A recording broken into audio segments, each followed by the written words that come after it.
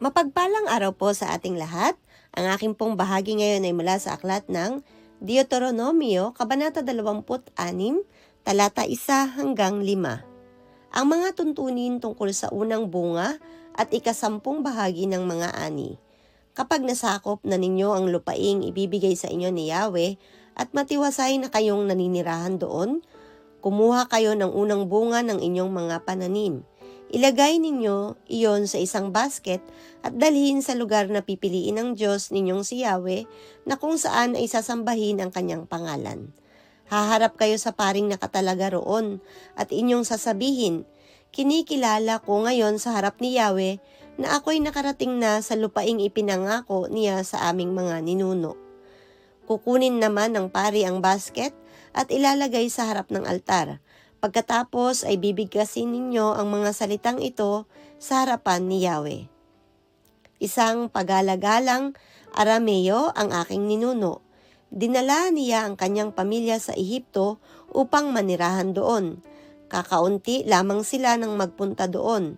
Ngunit sila'y dumami ng dumami at naging isang malaki at makapangyarihang bansa. Amen. Isang magandang araw pong muli at mapagpalang buhay sa ating lahat.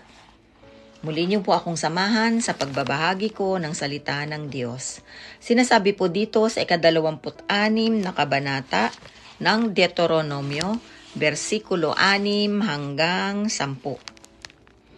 Ang mga tuntunin tungkol sa ika-10 at unang bunga ng pananim. Hindi mabuti ang ginawang pakikitungo sa amin ng mga Ehipsyo. Pinahirapan nila kami at inalipin. Kaya dumulog kami sa inyo, Yahweh, Diyos ng aming mga ninuno, at dininig ninyo kami.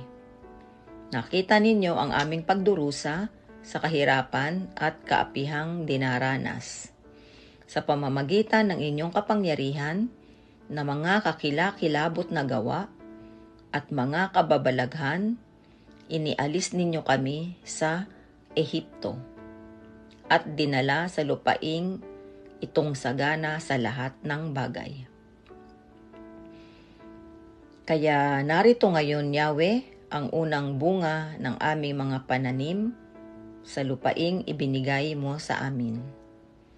Pagkasabi noon, ang dala ninyo'y ilalapag sa harap ng altar. Saka kayo luluhod upang sambahin si Yahweh. Ito po ang mga salita ng Diyos. Papuri po sa Diyos. Amen.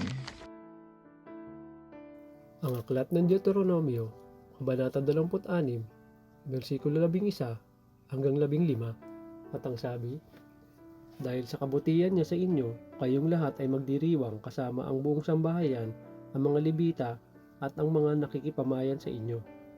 Sa ikatlong taon, ibubukod ninyo ang ikasampung bahagi ng inyong ani upang ibigay sa mga Levita, sa mga dayuhan, sa mga ulila at sa mga balo, upang sila'y may makain.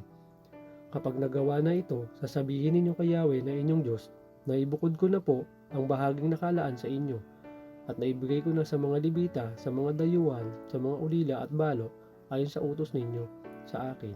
Hindi ko nilabag o kinaligtaan isa man sa inyong utos. Hindi ko binawasan ng ikasampung bahagi kahit sa panahon ng kahirapan. Hindi ko ito inilabas sa aking bahay nang ako'y marumi. Hindi ko rin iniatang sa mga patay ang bahagi nito. Dininig ko ang inyong tinig, Yahweh aking Diyos. Sinunod kong lahat ang iniutos ninyo sa amin. Kaya nga, tingnan ninyo kami mula sa inyong banal na tahanan sa langit at pagpapalain ninyo ang bayang Israel, pati na ang lupaing ibinigay ninyo sa amin. Ayon sa pangako ninyo sa aming mga ninuno, ang lupaing mayaman at sagana sa lahat ng bagay." Ito ang salita ng Diyos. Amen. Our devotion for today is from the book of Deuteronomy chapter 26, verse 16 to 19.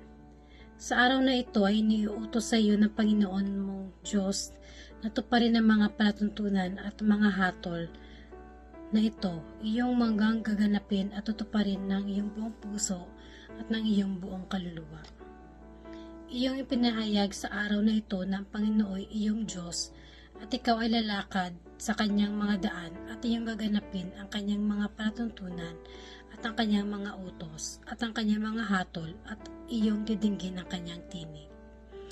At inihayag ka ng Panginoon sa araw na ito na maging isang bayan sa kanyang sariling pag-aari gaya ng pinangako niya sa iyo upang iyong gaganapin ang lahat ng kanyang utos. At upang itaas ka sa lahat ng bansa na kanyang nilikha sa ikapupuri at sa kababantog at sa ikararangal at upang ikaw ay maging isang banal na bayan sa Panginoon mong Diyos gaya ng kanyang sinabi. This is the word of God. Amen.